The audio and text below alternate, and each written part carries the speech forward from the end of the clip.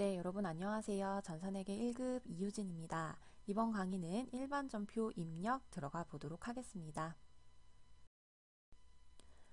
네, 일반 전표 입력은요, 부가가치세와는 관련이 없는 자료를 입력하는 곳이고요. 이 입력된 분계가 결국에는 재무제표에 반영을 하게 됩니다. 특히 전산회계 1급 같은 경우에는 제조업이 시험 문제 출제가 되는데, 따라서 여러분들 제조업 하면 가장 중요한 게 어떤 거였죠? 제조원가와 판매관리비를 제대로 구분을 하셔야 돼요. 그럼 제조원가 같은 경우에 500번대 코드 사용하셔야 되고요. 판관비 800번대 코드를 꼭 사용을 해주셔야 됩니다. 코드를 잘못 걸었어요. 저 800번대 사용해야 되는데 500번대 코드를 걸었어요. 그러면 오답 처리됩니다. 여러분들 분계는요. 차변과 대변을 하는데 차변 하나 틀리면 다 틀린 거예요. 부분 점수 없습니다. 자, 일반 전표 다음과 같이 생겼고, 이제 여러분들 실제로 제가 프로그램에 들어갔을 때 이 화면을 설명을 드리도록 할게요. 그래서 지금 설명 부분은 넘어가도록 하겠습니다.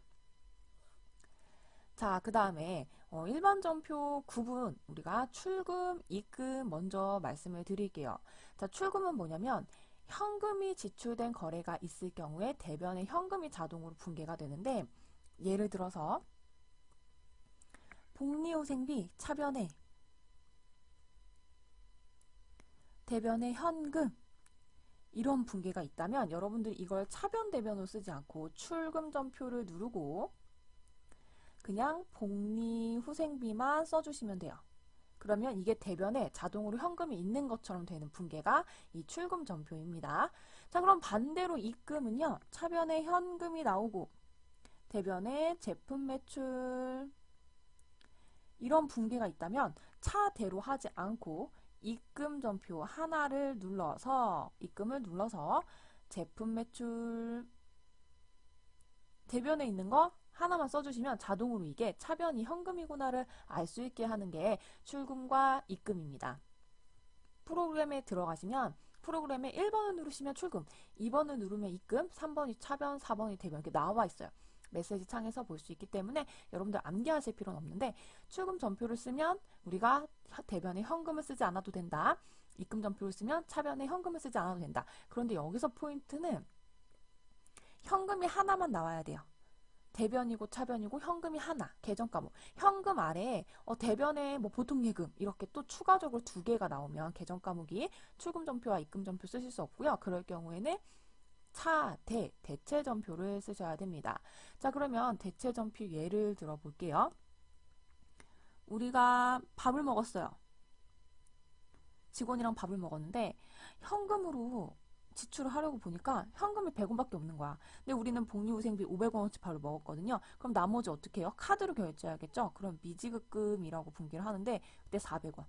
그러면 차변에는 하나의 계정 과목이 나오고 대변에는 현금이 나왔다 하더라도 이건 차변과 대변인 대체 전표를 사용을 하셔야 됩니다. 이게 대체 전표예요.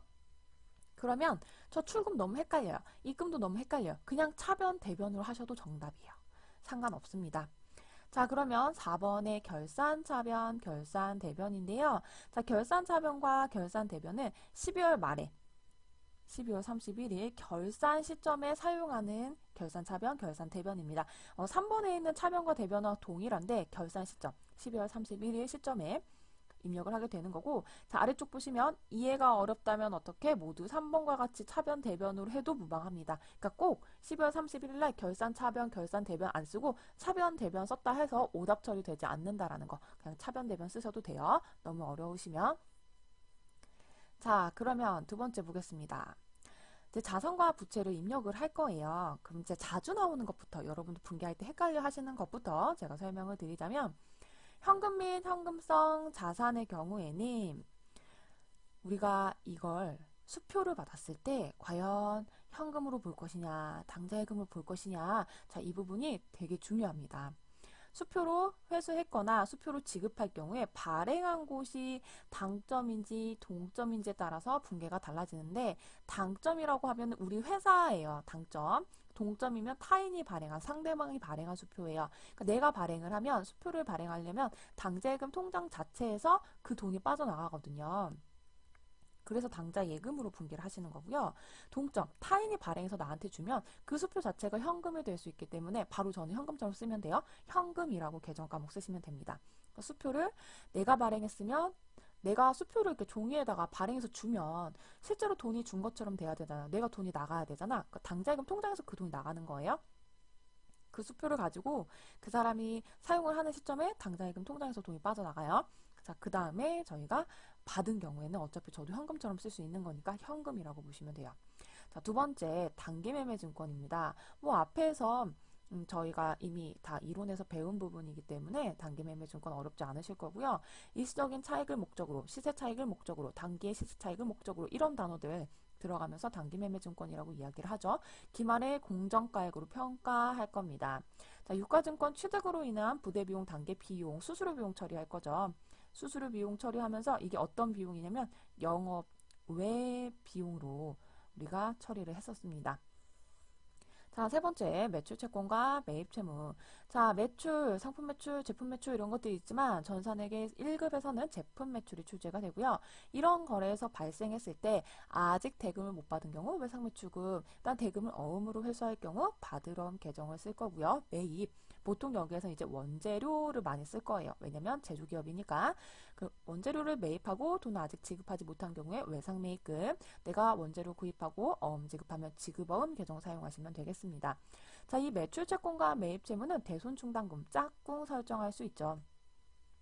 아, 여러분들 매출 채권과 매입 채무가 짝꿍을 설정할 수 있는 게 아니죠. 매출 채권에 대해서 대손 충당금을 설정할 수가 있습니다. 자, 이게 틀렸네요. 매출 채권은 대손 충당금을 설정할 수가 있다. 자, 이 밖에 유형자산 등 매각으로 인해서 발생한 거래 중에서 자, 이 밖에 유형자산 등 이렇게 했으면 이게 상거래 외에서 발생한 이런 문장이죠. 이게 위에 있는 건 상거래고 아래에 있는 건 상거래 외에서 발생한 이 부분에 대해서 대금을 회수하지 못했을 땐 미수금, 유형자산 등 매입으로 인해서 발생한 거래에 대해서 재금을 지급을 못했을 경우에는 미지급금 계정 사용하실 거고요.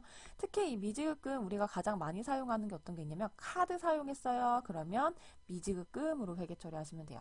우리 회사 법인카드 사용해서 뭐 샀어요? 우리 회사 법인카드로 직원들 회식했어요. 다 대변에 미지급금 사용하시면 됩니다. 자, 그 다음에 선급금과 선수금입니다. 거래가 이루어지기 전에 대금을 계약금으로 먼저 받으면 선수금이죠.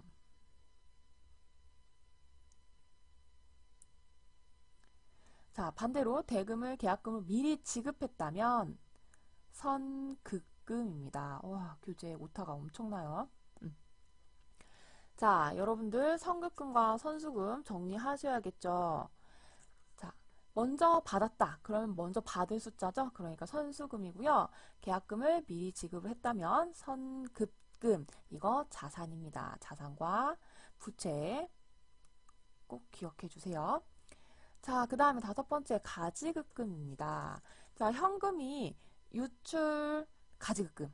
유입 가수금이요. 원인을 알 수 없을 때 쓰는 계정이고요. 이게 가계정이라서 기말 현재의 재무제표에는 등장을 하면 안 됩니다. 그래서 원인을 꼭 밝혀야 되고 결국에는 원인이 밝혀지면 그 원인과 계정 과목 대체 분계를 할 거고 원인을 알 수 없을 경우에는 결국엔 알 수 없을 경우 잡이익 또는 잡손실로 우리가 대체할 거다라는 이야기는 이미 했어요.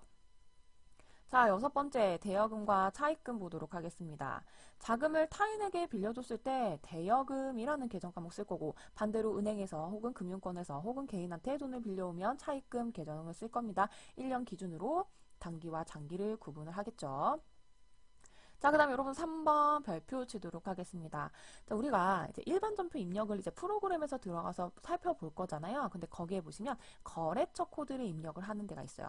우리 여러분들 우리 첫 시간에 실기 첫 시간에 거래처 등록 한 적 있죠? 그 거래처 등록 왜 한 거냐? 지금 어떤 거래처에 대해서 우리가 어디에서 돈을 받아야 되는지 확인을 해야 되기 때문에 관리해야 되기 때문에 거래처를 등록을 했었던 거거든요. 그러면 실제로 이 채권과 채무에 대해서 우리가 거래처 코드를 꼭 걸어 주셔야 돼요. 그래서 여러분들 이 부분 코드 걸지 않으면 감점 처리되기 때문에 거래처 코드 꼭 걸어 주셔야 되고요. 두 가지 방법이 있어요. 제가 이제 학생을 가르치면서 이런 이야기 해도 되는지 잘 모르겠는데, 첫 번째가 그냥 무조건 다 걸어. 거래처 코드를 다 걸어. 그러면 안 걸어야 되는데 걸었다. 그러면 오답이 아니거든요. 그러니까 잘못 걸었다 이러면 오답이죠. 근데 안 걸어도 되는 거에 나는 모르겠어서 거래처를 도대체 어디에 입력해야 하는지 모르겠다. 다 걸겠다. 괜찮아요. 근데 정확하게 걸면 두 번째, 나는 채권과 채무에 거래처를 걸어야 되는 데만 걸겠다 하는 친구들 있잖아요. 그러면 여러분들이 암기를 하셔야 돼요. 채권과 채무, 자산과 부채에 다 걸어야지. 그럼 자산이 뭔지 정확하게 알면, 부채가 뭔지 정확하게 알면 걸어도 돼요. 근데 이상하게 전산에게는 자산이라고 다 거는 게 아니야. 예를 들면 지금 여기 자산 채권 쪽에 보통 예금이 없어요. 당좌 예금이 없어요. 근데 사실 이거 실무에서는 다 걸어서 관리하거든요. 통장이 하나면 상관없는데 보통 회사의 통장이 두세 개씩 되기 때문에 다 걸어서 관리를 해요. 그런데도 불구하고 없어요. 없으니까 여러분들은 암기를 이렇게 하도록 하겠습니다. 앞 글자 따서.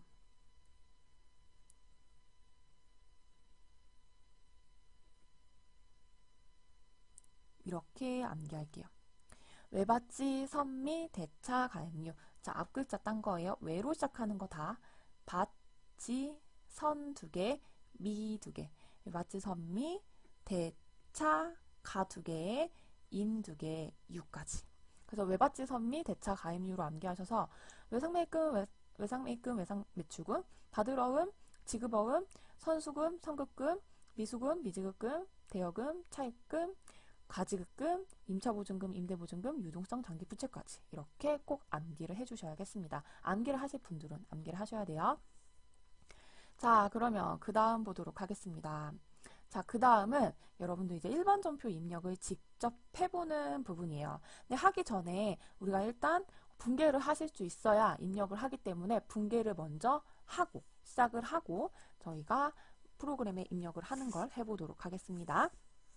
자, 그러면 1번 문제 보기 전에 문제에서 이 자료 자체는 일반 전표에 입력하는 거기 때문에 부가가치세 고려하지 않고 문제 풀도록 할게요. 1월 5일 경민전자에 외상매입금 120만 원을 지급하기 위해서 어음을 발행했다라고 되어 있습니다. 자, 그러면 동그라미 2개 쳤으니까 계정 과목 2개 나와야 되죠. 차변에 외상매입금 금액은 120만 원, 대변에 지급 어음 120만 원. 자, 거래처 코드 걸어 주셔야 돼요. 외받지 선미. 자, 외상매입금 있네요. 어디? 경민전자에 줄 거야. 자, 그래서 외상매입금에도 걸어 주실 거고요. 외받지 지급어음이죠. 그래서 경민전자 지급어음에도 걸어 주실 거예요. 두 개 다 거래처 코드 걸어 주셔야 됩니다. 처음에 혹시 그 전산회계 1급을, 2급을 공부하고 오신 분들이 계시다면 거래처 코드 같은 거 이제 거는 거 좀 익숙하실 거고 어디에 걸어야 되는지 알면 체크를 따로 안 하셔도 돼요. 그냥 경민전자에만 이렇게 밑줄을 치시면 되는데 저는 전산회계 2급을 아직 몰라요. 전산회계 1급을 지금 바로 듣고 있어요. 그래서 거래처 코드 어디에 걸어야 되는지 모르겠고요. 체크를 안 하시면 못 걸어요. 그러니까 저처럼 뭐 이렇게 밑줄을 치던지 아니면 이렇게 화살표 방향을 하시던지 아니면 따로 이렇게 할 때도 있거든요. 저는 이렇게 체크를 하면 아 이거 거래처 코드 거는구나 이렇게 설명을 할 때도 있어요. 그러니까 여러분들 방식대로 내가 거래처 코드를 걸어야 되는 걸 꼭 체크를 하세요. 아니면 시간이 많다 이러면 외상매입금 아래에 직접 경민전자로 입력하셔도 됩니다. 자, 두 번째 1월 31일 당사의 제품 원가 100만원짜리, 시가 150만원짜리를 서울시에 기부했어요. 자, 그럼 차변에 나오는 게 기부금이라는 계정 과목이 나올 거예요. 자, 그리고 대변에는 제품을 줬기 때문에 제품이라고 나올 건데, 자, 그럼 문제는 여기서 뭐냐? 원가와 시가가 두 개 있어. 왜 두 개 있는 거야? 헷갈리게 하려고. 어떤 거 쓰는지 아는지 확인하려고. 자, 어떤 거 쓸 거냐면 제품 자체가 대변으로 갔죠. 그러면 우리 장부상에 있는 금액을 그대로 빼야 되거든요. 100만 원입니다. 원가. 자, 계정 과목 코드 거실 때 없어요. 채권과 채무인데 재고자산 자체가 자산이긴 하지만 코드 걸지 않으셔도 되고요. 대신 여기 빨간색 칠게요. 2번. 자, 제품 대변에 저희가 재고자산이 오면 대변에 대변에 재고자산이 오면 여러분들이 타계정 대체라는 걸 하실 거예요. 어디에서 하냐면 적요라는 곳이 있는데 이건 프로그램에서 얘기해요. 근데 여러분들 체크를 하셔야 우리가 프로그램에 갔을 때 제가 아까 말씀드렸던 타계정 대체예요. 이걸 확인할 수 있기 때문에 제가 지금 여기서 적어드리는 거예요. 제품이 이게 지금 기말 재고 자산이잖아요. 자산이에요. 가지고 있던 재고 자산이기 때문에 이 부분에 대해서는 적요에서 꼭 8번 8번인 건 안 외우셔도 돼요. 왜냐면 적요에 가면 보이니까 타계정으로 대체. 자, 어떤 느낌이냐면 기본적으로 우리가 재고자산을 가지고 있는 건 이유가 있어요. 매출로 수익을 내기 위해서 가지고 있는 거거든요. 원재료를 가지고 있다라고 한다면 원재료를 가공해서 제품을 만들어서 매출해야 돼요. 제품 매출을. 그런데 지금은 제품을 가지고 있는 게 판매를 한 게 아니라 기부를 했기 때문에 타계정으로 대체한 거야. 어떤 타계정? 기부금이라는 계정 과목으로 대체한 거야 라는 걸 알려주기 위해서 적요에다가 저희가 코드를 걸어야 돼요. 자, 세 번째 보도록 하겠습니다. 2월 5일 본사에서 사용한 수도요금 80만원과 자, 본사에서 사용한 수도요금, 공장에서 사용한 전기요금 85만원을요. 국민은행 보통예금에서 이체를 했습니다. 자, 그럼 대변에 일단 통장에서 돈 나갔으니까 보통예금이에요. 자, 그럼 금액은 얼마냐? 두 개 다 더해서 465만원일 거고, 자, 차변에 본사에서 사용한 거 수도 광열비 80. 자, 공장 전기요금 전력비 385만원이에요. 자, 그럼 여기에서도 저희가 다른 색깔로 체크해 볼게요. 자, 본사니까요. 800번대 수도 강염을 쓰셔야 되고요. 전력비 500번대 사용을 하셔야 됩니다. 네, 잊지 말고 공장과 본사 구분하셔야 되고요. 차변 다 비용이죠. 그리고 대변에 외바츠 선미에 보통예금이 없었거든요. 거래처 코드 안 걸어 주셔도 돼요. 자, 그러면 4번 문제 보겠습니다. 2월 10일 직원의 1월 급여를 당사의 국민은행 보통예금 급여를 보통예금 계좌에서 이체를 했대요. 자, 중요한 건 본사와 공장이야. 그래서 본사는 어쨌든 800번대 급여를 쓸 거고 공장은 500번대를 써야 되잖아요. 자, 그러면 여러분들 급여 총 이만큼이에요. 공제액이 있어요. 우리가 월급을 800만원 받기로 했어요. 이래도 통장에 800만원 들어오는 거 아니잖아요. 공제, 세금을 다 떼거든요. 이거 계정 과목이 예수금이죠. 그리고 나머지를 지급을 했습니다. 자, 분개할게요. 일단 대변에 보통예금에서 지급을 했어요. 자, 보통예금에서 지급한 건 이 금액 전체를 다 지급을 한 거니까 2,660만 원을 지급을 했고요. 자, 그 다음에 세금 떼고 지급했으니까 예수금 이 금액 합해서 140만 원.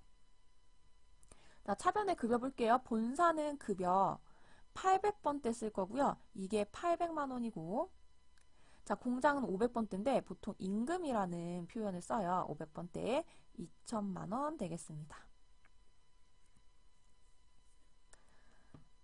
자, 그 다음에 5번 문제 보도록 할게요. 3월 13일 단기 보유 목적으로 자, 그럼 뭘 산 거지? 단기매매증권 산 거네요. 자, 주식 1,500주를 주당 액면가액 만원에 구입을 하고 수수료 15만원을 현금으로 지급했고 나머지는 국민은행 보통예금에서 지급을 했습니다. 자, 분개할게요. 자, 일단 대변에 현금으로 지급한 게 있어요. 수수료 얼마? 15만원.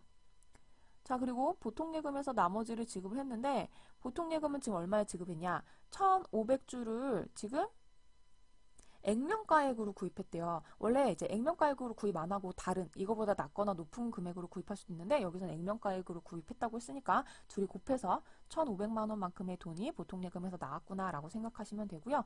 단기 보유 목적으로는 단기 매매 증권이죠. 이게 지금 1,500만 원. 1,500만 원. 그리고 수수료 한 건 우리가 수수료 비용으로 회계 처리하면서 15만 원인데 자, 앞서서 봤겠지만 우리가 뭘 봤어요? 수수료 비용 900번대 코드 사용해야 된다는 걸 배웠어요. 그리고 지금 거래처 코드 걸 때가 있나요? 없어요. 외바츠 선미, 대차 가입료 아무것도 해당되는 게 없습니다. 자, 6번 문제 보도록 할게요. 3월 15일 주현지의 장기 대여금 560만 원을 모두 현금으로 회수했대요. 내가 생긴 게 뭐야? 차변에 현금이 생겼어요. 560만 원. 자, 대변에 뭐 때문에? 장기 대여금을 회수했기 때문에 560만 원. 자, 그러면 외바지 선미 대차 가입료예요. 외바지 선미 대여금이잖아요. 현지를 어디에? 여기에다가 현지라고 거래처 코드 걸어 주셔야겠습니다. 자, 그 다음에 7번 문제 볼게요. 4월 18일 본사 건물 화재보험료 80만 원과 공장 건물 화재보험료 300만 원을 현금으로 지급했대요. 자, 대변에 현금은 총 얼마가 나갔어요? 380만 원이 나간 거 확인하실 수 있어요. 자, 근데 본사와 공장이니까 본사 800번대 써야 될 거고 공장 500번대 써야 되는데 계정 과목은 보험료 되겠습니다. 자, 보험료 80만 원과 또 보험료 300만 원. 자, 이게 차이가 뭐예요? 위에는 800번대 거, 아래는 500번대 보험료를 사용해 주셔야겠습니다. 자, 8번 문제 볼게요. 4월 29일 영등포 주유소에서 공장용 화물차에 주유하고 유류대 15만 원을 신한카드로 결제했다라고 합니다. 자, 카드로 결제했어요. 대변에 무조건 뭐? 미지급금 15만 원. 자, 차변에 공장용 유류대니까 차량 유지비인데 몇 번대? 500번대 쓰셔야 되고요. 이게 15만 원이네요. 우리 분개할 때 항상 중요한 거 뭐야? 차변과 대변이 일치해야 된다는 거 되게 중요하고요. 자, 외바지 선미, 미지급금 미수금이에요. 우리 그러니까 당연히 뭐 걸어야 되죠? 자, 여기에 거래처 코드 걸어 주셔야겠습니다. 신한카드로 걸어 주시면 돼요. 신한카드.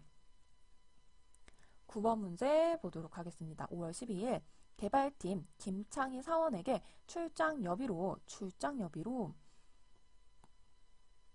100만 원을 현금으로 지급을 했대요. 거래처 코드 1000번으로 등록할 것. 자, 이 부분은 제가 실기 가서 설명드릴 테니까 지금은 보지 않도록 하겠습니다. 자, 우리 크게 두 가지로 구분할 거예요. 어떤 색으로 써드릴까요? 녹색. 자, 출장에 관련된 거. 출장에 관련된 거 설명드릴게요. 첫 번째는 선지급.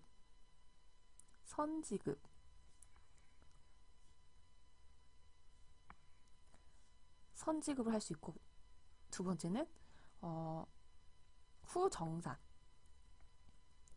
자, 선지급은 여러분들 말 그대로 출장 가기 전에 돈을 먼저 주는 거예요. 돈을 먼저 주면 그걸 가지고 직원이 출장 가서 돈을 쓰고 영수증 갖다가 정산을 하는 개념인데, 저희가 선지급을 하면 가지급금이라는 계정 과목을 쓰고요. 후정산이라는 건 직원이 본인 돈으로 일단 쓰고 영수증을 첨부하면 우리가 돈을 지급하는 거예요. 그럴 경우 후정산은 이미 갔다 온 상태에서 주는 거기 때문에 여비, 교통비로 회계 처리를 합니다. 자, 그럼 이 경우에는 아직 가지 않았어요. 그냥 먼저 준 거예요. 그래서 차변에 가지급금 100만 원을 입력을 할 거고요. 대변에 현금으로 입력을 할 건데, 외바지 선미 대차 가지급금 가수금이거든요. 자, 이 부분에서 거래처 코드를 입력을 할 거예요. 근데 뭘로 입력해요? 회사명이 없어요. 그동안 1번부터 8번까지는 회사명이 있었기 때문에 제가 입력을 했지만 지금은 없습니다. 그럼 뭐? 사람 이름. 보통 이 출장은요, 사람 이름으로 저희가 거래처 코드를 걸어요. 그래서 김창희를 등록을 해야 돼요. 뭘로? 1000번으로. 그래서 이 부분 등록하는 건 저희가 실기 들어가면 제가 다시 설명을 할 거고, 일단 가지급금. 출장 여비로 우리가 지급한 건 거래처 코드가 사람 이름일 수도 있다는 거 확인하시면 되겠습니다. 자, 그럼 마지막 10번 문제입니다.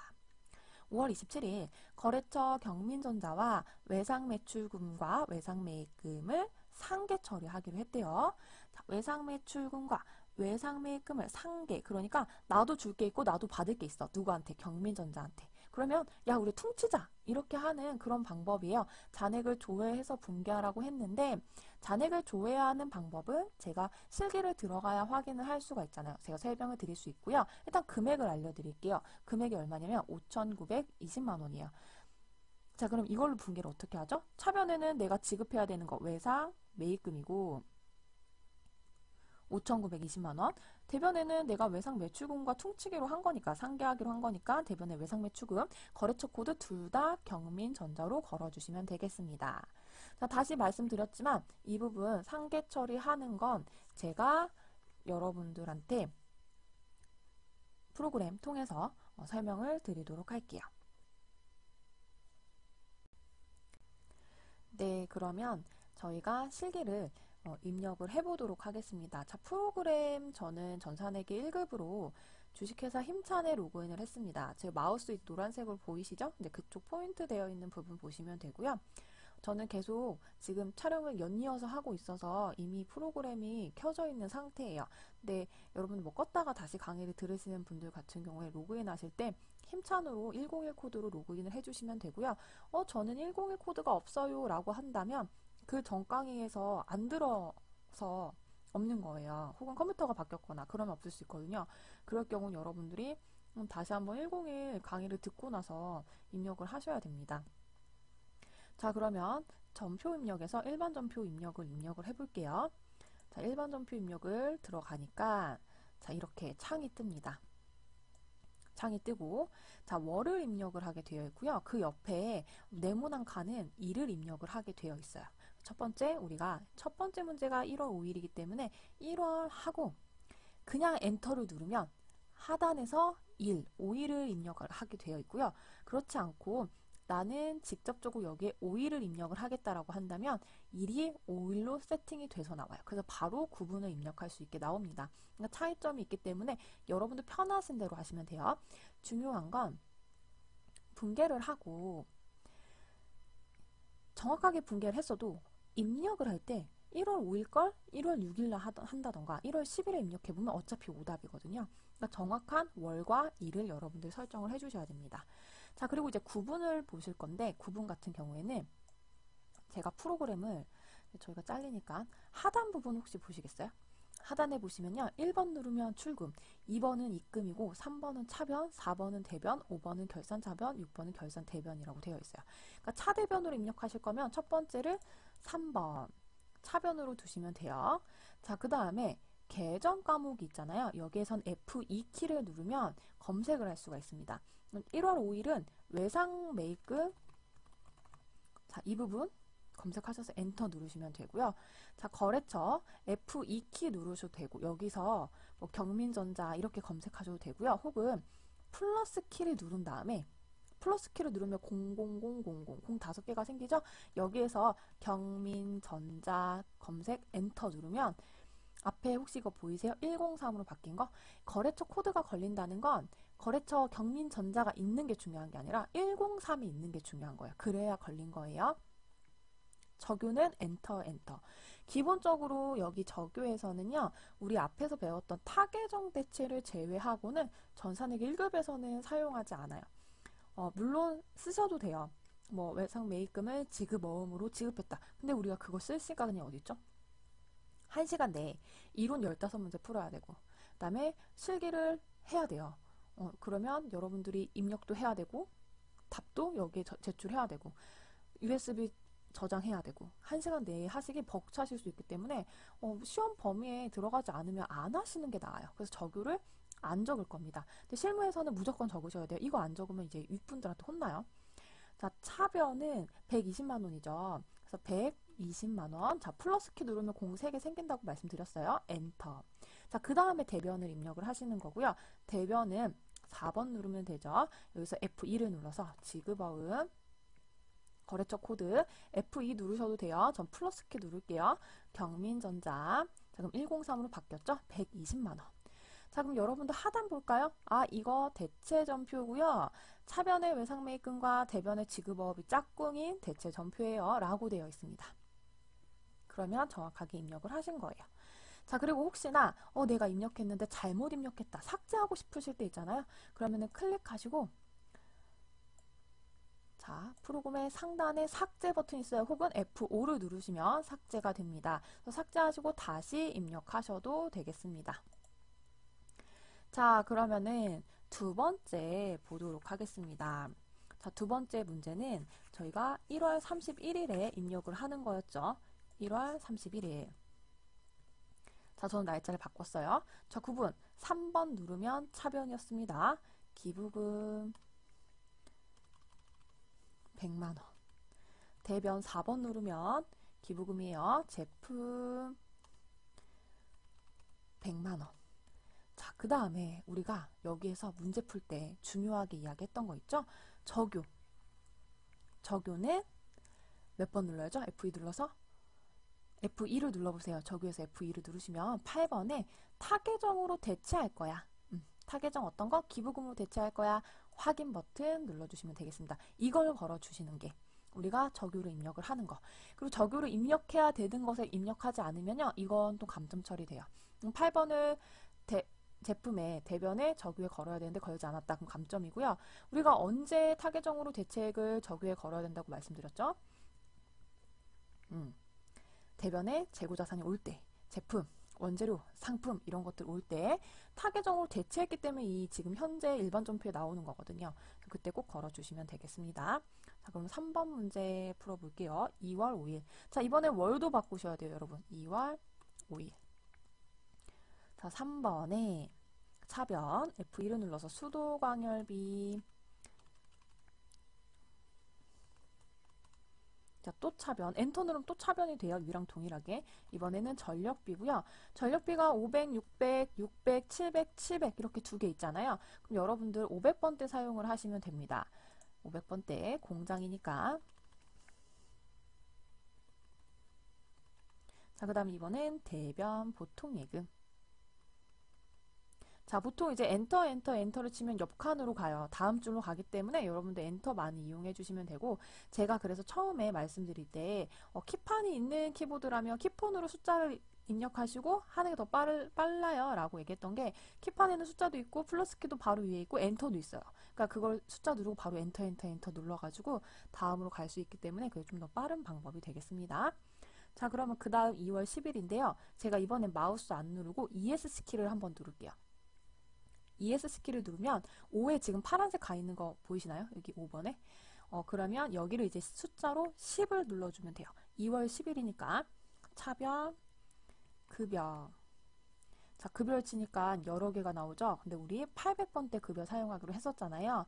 여러분들 급여는 801의 본사 직원에 대한 급여 800만원. 자, 차변에. 자, 혹시 F2를 눌러서 아니 급여 500번대 쓰면 안 돼요? 이렇게 생각할 수 있죠. 근데 급여를 쳐보면 500번대 급여가 없어요, 여러분. 퇴직급여밖에 없어. 그래서 우리 쓰는 게 뭐야? 임금이라는 단어예요. 자, 임금이 500, 600, 700이 있는데 500번대 임금을 사용하시면 되겠습니다. 자, 그 다음 대변의 예수금. 예수금 금액이 얼마였냐면 세금이 140만원. 나머지를 보통예금에서 지급했다라고 했죠. 대변의 보통예금 2,660만원입니다. 자, 그 다음에 3월 13일 5번입니다. 저 ES 키 눌렀어요. 그리고 화살표 방향으로 그 방향키 있죠? 왼쪽으로 누르면 왼쪽으로 가거든요. 3월 13일 차변 단기매매증권. 차변의 수수료 비용 900번대 거 984. 대변 현금이 15만원, 나머지가 보통예금 되겠습니다. 자, 그 다음에 6번 문제 볼게요. 일반 전표 3월 15일이죠. 자, ES 키 누르고 15일. 자, 구분 차변부터 현금. 자, 물론 입금 전표 쓰셔도 됩니다. 대변의 장기 대여금. 자, 장기 대여금 저희 거래처 코드 걸어야 된다고 했죠? 현지로 F2 눌러서 걸어주시면 되고요. 560만원 되겠습니다. 자, 그 다음에 7번의 일반 전표 4월 18일입니다. 자, ES 키 누르고 4월 18일 차변에 보험료가 처음에 800번대 거 본사 거 이게 80만원. 자, 그 다음에 또 공장 거 500번대 보험료 300만원. 자, 대변에 모두 다 현금으로 지급했어요. 자, 이런 경우 대변에 현금 하나예요. 이거 출금 전표로 하면 안 돼요? 출금 전표로 하셔도 되는데 출금 전표로 하면 두 줄로 나와요. 출 보험료 80, 출 보험료 300 이렇게 나옵니다. 뭐 차대변으로 쓰시는 게 뭐 맞다, 출금 전표로 쓰는 게 맞다라고 할 수는 없어요. 어차피 결국에는 동일한 효과를 가지고 있죠. 우리가 뭐 출금으로 하나 써서 출금으로 또 두 번째 줄에 쓰나 그냥 차변 대변을 쓰나 결국에는 현금이 나간 건 똑같기 때문에 동일합니다. 오답 처리되지 않아요. 자, 그 다음 8번 보겠습니다. 8번 4월 29일. 4월 29일. 차변에 차량 유지비. 자, 800번대 거 쓰셔야 돼요. 꼭 15만원. 대변에 미지급금. 거래처 코드 걸어주셔야죠. F2 눌러서 신한카드.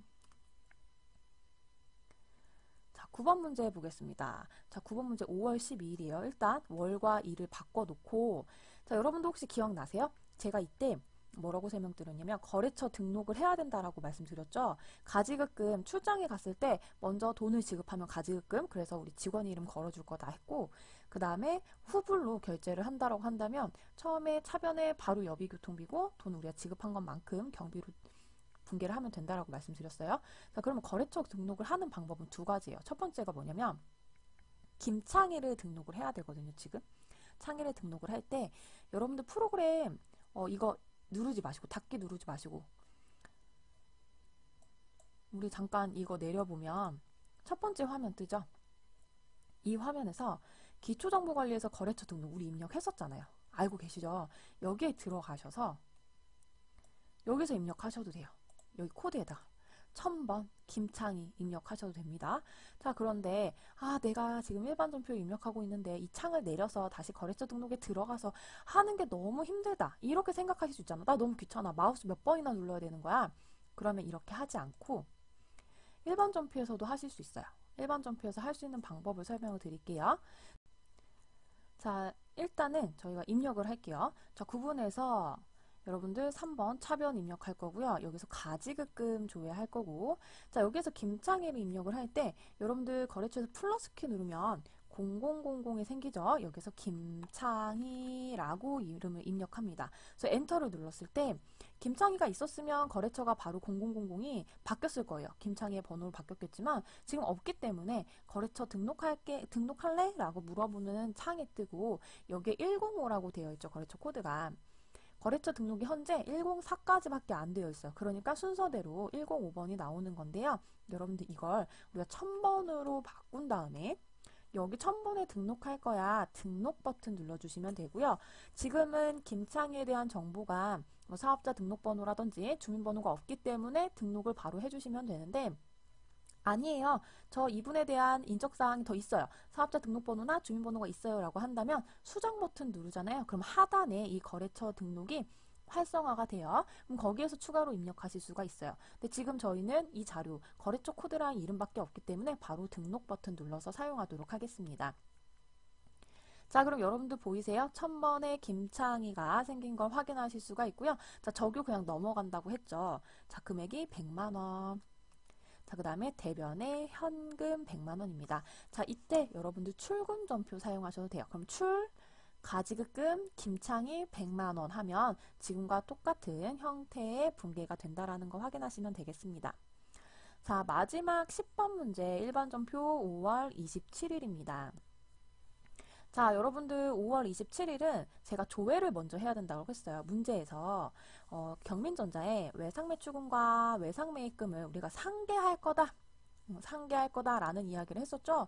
자, 그래서 이 상계하는 분계 하려면 잔액을 알아야 돼요. 그래서 잔액을 조회하는 방법을 설명을 드리도록 하겠습니다. 자, 우리 아직 조회하는 거 배우지 않았기 때문에 여러분들이 조금 어려워하실 수 있을 것 같아요. 자, 그래도 우리 한번 해보도록 하겠습니다. 자, 먼저 외상매출금과 외상매입금을 어디서 조회할 거냐면 저희 거래처 원장이라는 곳에서 조회를 할 거예요. 장부관리 첫 번째 줄에 있죠. 거래처 원장. 자, 들어가서 조회할 때, 자, 내용 볼게요. 기간, 거래처 계정 과목, 거래처 분류, 거래처 이렇게 되어 있는데, 자, 첫 번째 기간은 1월 1일부터 우리 지금 5월 27일이죠? 5월 27일을 조회할게요. 그 다음에 계정 과목에서 F1을 누르면 처음에 외상매출금 먼저 얼마인지 확인해 볼까요? 외상매출금 조회할 거고, 자, 거래처 F2 눌러서 경민전자를 검색해 보세요. 그러면 경민전자가 지금 103번이잖아요. 여러분 뒤에서 또 조회하실 필요 없이 103번 누르면 경민전자가 조회가 됩니다. 자, 지금 잔액 얼마예요? 1억 1000만원. 1억 1천만 원이 있어요. 자, 그러면 외상매입금도 얼마인 줄 알아야 저희가 상계를 하잖아요. 금액이 동일하지 않을 수 있기 때문에. 자, 외상매입금 다시 한번 줘야겠습니다. 외상매출금 클릭하시고 F2 눌러서 이번에 외상매입금 검색하시고 경민손자 되어 있으니까 그냥 엔터 누를게요. 자, 그러면 얼마죠? 5,920만 원이에요. 자, 그러면 1억 1천만 원이 외상매출금에 있고 외상매입금 내가 줘야 되는 건 5,920만 원이면 당연히 5,920만 원만큼만 상계하셔야겠죠. 그래서 제가 앞에서 문제 풀 때 5,920만 원이에요 라고 말씀을 드렸던 거예요. 자, 그럼 이 부분에 대해서 저희가 입력해 보도록 하겠습니다. 자, 일반 전표 입력 5월 27일 차변에 외상매입금 거래처 경민전자 5,920만 원. 대변에 외상매출금. 자, 이번에는 제가 좀 다른 방법 알려드릴게요. 어차피 외상매입금과 외상매출금 모두 다 거래처 코드가 경민전자잖아요. 자, 이럴 경우에는 추가적으로 입력하지 마시고요. 플러스 키 누른 다음에 엔터 누르시면 경민전자로 바로 바뀌어요. 위랑 동일하게 바뀌거든요. 플러스 키 누르고 그냥 엔터 누르세요. 자, 그러면 5,920만 원 여기까지 되었습니다. 자, 그러면은 저희 오늘 수업은 여기까지 하도록 할게요. 자, 여러분들과 어떤 수업 해봤냐면 일반 전표 분개해보고 그 다음에 일반 전표 입력을 해봤습니다.